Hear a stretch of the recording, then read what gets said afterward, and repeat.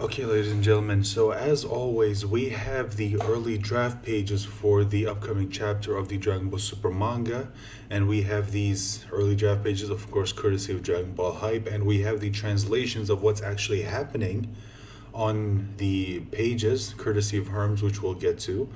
Now, before we get to the actual video, guys, as always, I have to do this. If you are not okay with spoilers in any way, please leave the video. I completely understand, but if you're still here, I'm just going to assume you either do not care about spoilers or you already checked these spoilers out and are just waiting to hear what my thoughts are on them. So, excuse me. Sorry, my voice is a little it's a little it's bad. I'm not at my best is what I'm trying to say.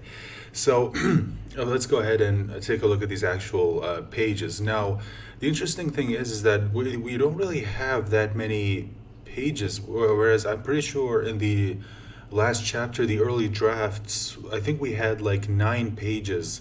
This is like 1, 2, 3, 4, 5, 6, 7, only 7 pages, whereas before we usually have 9 or 10. So there is a chance that whatever is happening after these pages is pretty big and they don't want to spoil it in any way. So keep that in mind. So let's go ahead and take a look at these actual pages. So this is the very first page. As always, we've got the actual title right here.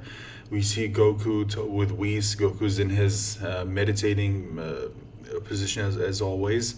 And just as we saw him, in the previous chapter, and we see Whis looking down on him, asking a question, asking him something which we'll get to. Let's go ahead and take a look at the next page. Now this, I do like the way this was drawn.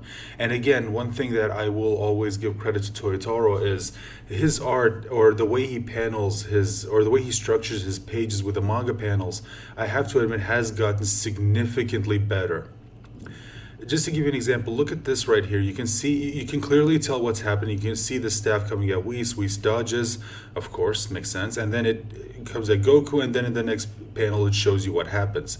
Now, if I'm being honest, now again, just to give you an example, if this was happening back, let's see, 4 years ago, when the manga was still going on, like you would have seen, I'm pretty sure you would have seen like at least 3 more panels showing you, probably like right after this you'll see another panel of the staff going by Whis, and then this is the next panel, and then another panel where it's showing you Goku's, probably another shocked face by Goku, and then you get to this panel where you see him clearly hitting Goku. It's just, but to me it's like 1, 2, 3, 4, simple, it's clear, it tells you what's happening, no need for any more. And I love that his work has improved, at least when it comes to the structure of the panel. Yeah, I know the writing could still use some work, but at the very least the actual art looks significantly better, thank God. And you can see Goku was definitely hit, and then you can see Goku's reaction to it, and Whis is telling him something, which again we'll get to. And you can see Whis calling back the staff. So a lot of like what Thor does with Mjolnir, or if you're familiar with the new God of War game, it's a lot like what Kratos does with his new Leviathan axe. So you can see this is interesting. You can see Whis twirling the baton, or his staff like a baton, and I'm wondering, like, I am curious to see how they're gonna do this when the anime comes back, which it will come back, guys. It definitely will. Seriously, like I know it's been a while, but if you have any doubts, trust me. Like the anime makes way too much money for them to just leave it out. Trust me, it will get animated. And then we see a continuation. Whis is just showing off at this point, and then he kicks it with his leg, and then he catches it. And I was actually hoping that maybe Toriyama would have like a little background gag where maybe Beers is holding up like a scorecard that says 7 or something. Probably just just a little something in the background. I don't know. And maybe it's just me.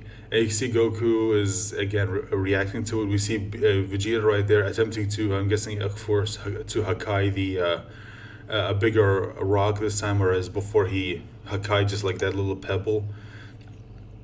And Vegeta's walking over there. Whis is talking to him, which again we'll get to what it is. And this is actually very, very important. So those are the draft pages. Now let's head on over to Herms, who has the translations for us.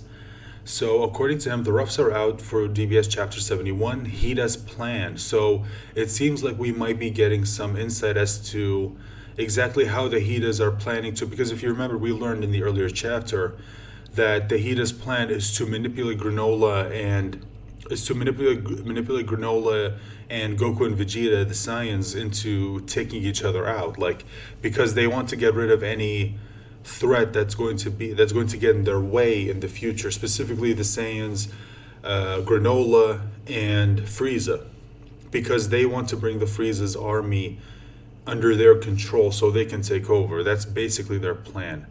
So Whis asks Goku the biggest difference between him and the angels. Goku answers with a halo. Whis says no. It's how angels are always in the Ultra Instinct state, which makes sense.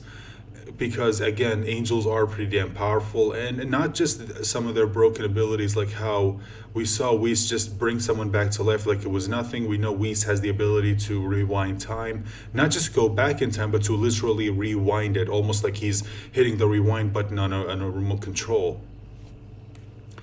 But yeah, again, the angels are pretty damn broken, but other than just those insanely broken abilities, but the fact that they're always in Ultra Instincts does make sense as to why they are incredibly difficult opponents to take down. And it's probably why we've never seen Whis take any sort of damage whatsoever. I mean, there was that one time where Goku bit him, but I think that was just done mostly for comedic purposes. Goku shouldn't need to transform to do it. Whis says if Goku's heart and mind were stable, his body could move on its own regardless of his form. Okay, so he's trying to get him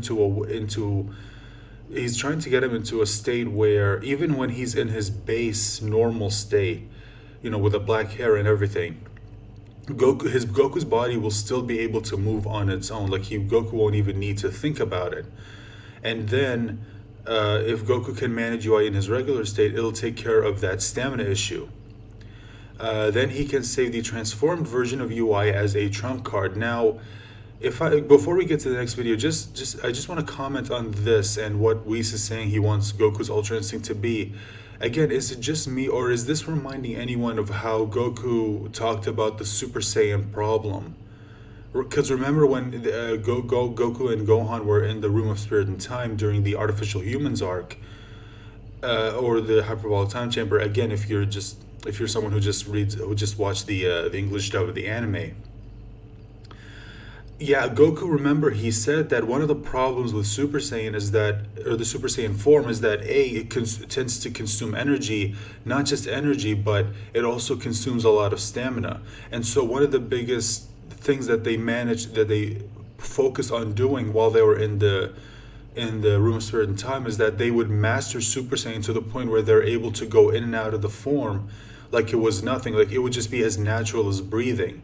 And then they could focus on and also they won't have to waste their energy on keeping up the transformation. And to me, it's just this whole talk of UI, of getting your body to the point where it can move on its own, even in its base state, but then transforming into UI as a trump card. Like, again, it's reminding me a lot of how Goku and Gohan trained with the Super Saiyan form in the Hyperbolic Time Chamber, or the Room of Spirit and Time.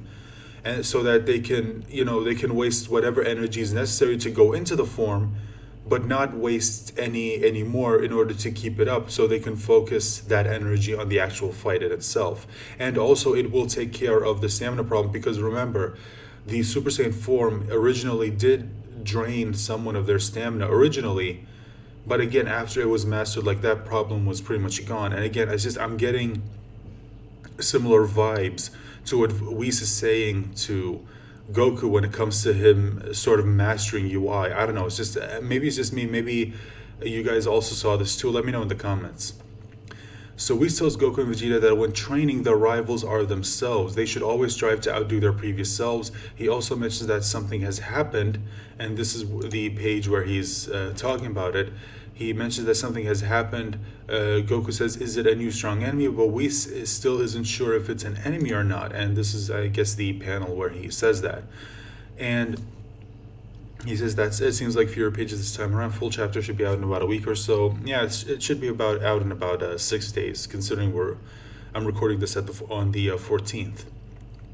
So yeah, that's the whole page, and just on this alone, when Whis telling Goku that, when training you have to strive to surpass yourselves, which does make sense. Like I think that's something that everyone excuse me, who's training should know. And I think this was a staple in Dragon Ball, and I think if I remember correctly, back during the 20th tournament, the Tenkaichi Budokai, I think that was sort of something that, it is similar in a way. But remember when Roshi wanted to teach Goku and Krillin this very important lesson, which is that no matter how strong you are now, there's possibly always someone stronger than you, which is why you should keep up your training, because again, you never know. And to me, that's in a way that's similar advice to what Whis is giving them now, which is when you're training, you should always strive to be better than who you were before, which again is very, very good advice. It's also pretty good advice in life too. I mean, think about it, like say for example, you're like okay, take my channel for example. Like again, I honestly, when I first started my channel, I never thought it would honestly get anywhere. But looking at my channel where it is now, and based on where it was before, like I should be happy just on the fact that my channel has grown at all. I mean, again, I'm still gonna work on it. I would still like it if my channel grew even more, but I should be happy over the fact that now, my channel is better than where it was before. And I feel like that's kind of what Whis is trying to tell them. Like, we get that you want to be stronger, but instead of probably focusing on being stronger than someone else, focus on being better than who you were before, which is again is very good, very, very good advice. And I also find it, and also on Whis' comment on granola, because he is talking about granola here. Because remember, we saw Whis noticing, he figured out about granola and the wish that he made in the earlier chapter, in the previous chapter. And yeah, granola, because if you think about it, isn't really an enemy. Like, I mean, he wants revenge, but I mean, in a way, it is like it's understandable why he wants revenge. I mean, his home was destroyed. Now, granted, Goku and Vegeta had nothing to do with that, but I'm interested to see how Granola reacts to Goku and Vegeta. Like, again, how he reacts to them, and whether or not he chooses to go after them or not, I think is going to be something that tells us a lot about his character. Like, is he someone who understands that, the sins of the father should not be reflected on, the sons in this case. Like what Vegeta's father did and what Goku's father did, like they had nothing to do with that. But is he going to ignore that and still want to kill them just because he so desperately wants revenge against his against the people who technically destroyed his life? But I feel like right now he's just focused on Frieza. And again, I'm really curious to see whether or not we're gonna see a confrontation between Goku and Vegeta and Granola in this chapter, or if it's gonna be, or if we're gonna see, or if this chapter is gonna end on a cliffhanger, telling you that yeah, next chapter it's definitely gonna happen. We'll have to wait and see. But that's all I have for this video, guys. Let me know your thoughts in the comment section down below. If you like this video, please remember to leave a like, share the video, and remember to subscribe if you haven't. It's going to go a long way in supporting the channel.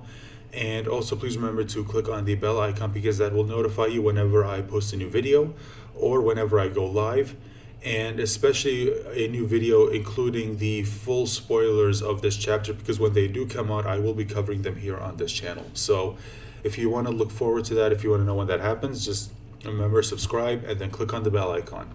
And then make sure to click on the bell icon again and click on all, because that way you will definitely, or at the very least it should, give you a notification as to whether or not a video has come out or not. So that's all I have to say, guys. Thank you so much for joining me again, and please remember to stay safe and take care of yourselves, and please join me for the next video. Bye for now.